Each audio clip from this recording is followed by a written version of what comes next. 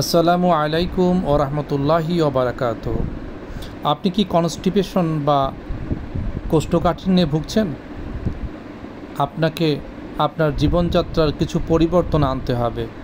আপনাকে আপনার যে লাইফস্টাইল, সেই লাইফস্টাইলে কিছু সংযোজন বিয়োজন করতে হবে। তাহলে আপনি মুক্তি পাবেন এই কঠিন সমস্যা থেকে।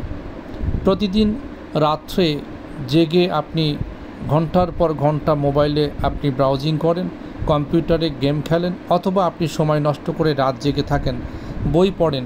এই কাজগুলো বাদ দিতে হবে। আপনাকে সকাল সকাল ঘুমিয়ে পড়তে হবে এবং খুব ভোরে আপনাকে ঘুম থেকে উঠতে হবে।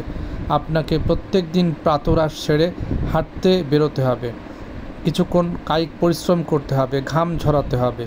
আপনাকে বদ অভ্যাস, যদি স্মোকিং, তামাক, এই ধরনের বদ অভ্যাস থেকে থাকে, এই বদ অভ্যাসগুলোকে বাদ দিতে হবে। আপনার খাদ্য তালিকায় সংযোজন করতে হবে বিভিন্ন ধরনের আঁশজাতীয় খাবার এবং শাকসবজি। শাকসবজি আপনাকে খেতেই হবে, প্রচুর পরিমাণে শাকসবজি খেতে হবে। দৈনিক অন্তত 8 থেকে 10 গ্লাস পানি খেতে হবে। আপনাকে খেয়াল রাখতে হবে আপনার খাদ্য তালিকায় যদি আঁশযুক্ত খাবার বা শাকসবজি কম হয়, আর শুধুমাত্র যদি আপনি প্রোটিন বা আমিষ বেশি বেশি খান, তাহলে সেক্ষেত্রে আপনার দেখা যাবে যে কনস্টিপেশনে আপনি ভুগতেই পারেন। তাই কনস্টিপেশন থেকে মুক্তির জন্যে আপনি আপনার খাদ্য তালিকায় প্রচুর পরিমাণে শাকসবজি এবং প্রচুর পরিমাণে পানি অ্যাড করবেন। আর দ্বিতীয় জিনিস হলো যে আপনি প্রতিনিয়ত কায়িক পরিশ্রম করবেন। রাত্রেবেলা শোয়ার সময় আপনি ইসবগুল পানিতে ভিজিয়ে খেয়ে ফেলুন। ইসবগুলের সঙ্গে তোকমা দানাও খেতে পারেন, বাজারে কিনতে পাওয়া যায়। তোকমা দানাটা ভিজিয়ে খেয়ে ফেলবেন, দেখবেন যে এটা আপনার জন্য খুব ভালো ফল দিচ্ছে।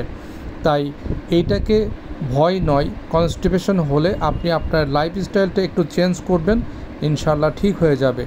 ওষুধ সব ক্ষেত্রে সকল সমস্যার সমাধান নয়, আর প্রয়োজনে যদি ওষুধ নিতেই হয় তাহলে অবশ্যই ডাক্তারের সঙ্গে আলোচনা করে আপনি ওষুধ সেবন করবেন।